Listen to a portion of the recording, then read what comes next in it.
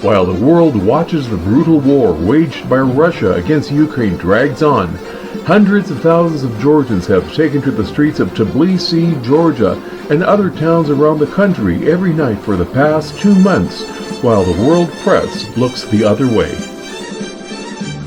These citizens are protesting non-stop the pivotal day of November 28, 2024, when the head of the Russia-leaning Georgian Dream Party, Irakli Kobihadze, announced that talks for Georgia to join the European Union were to stop until 2028.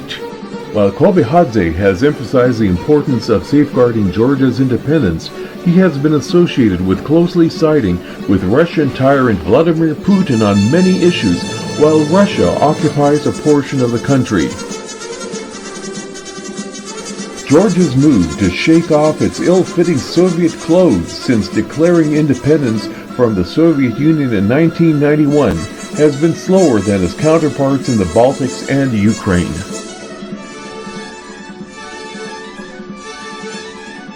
In August 2008, the Russian Federation began waging war in the Russian-backed Georgian separatist regions of South Ossetia and Abkhazia, regarded as the first European war of the 21st century.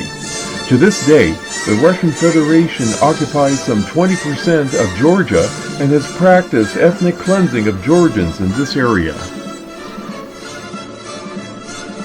Georgia's previously elected president Zalomay Zurabishvili has refused to step down in light of accusations that the recent parliamentary elections were rigged and heavily influenced by Moscow.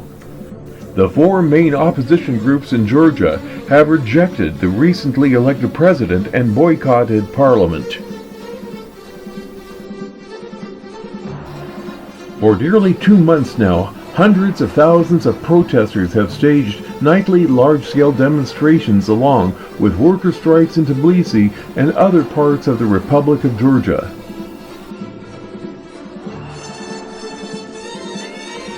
These protests have often been met by government police who have attacked the protesters with water cannons and vicious beatings, leaving its victims often needing extensive hospital care. Numerous protesters and journalists have been jailed.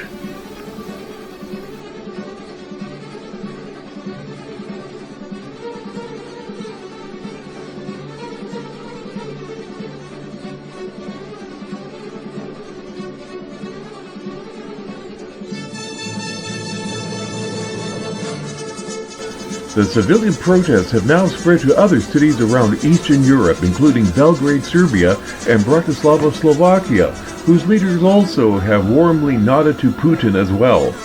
But the overwhelming message for the most recent month of massive protests involving hundreds of thousands of Georgians throughout the country is clear. Georgians do not want to be Russians, nor do the Ukrainians, Latvians, Estonians, and Lithuanians. And the world needs to understand that.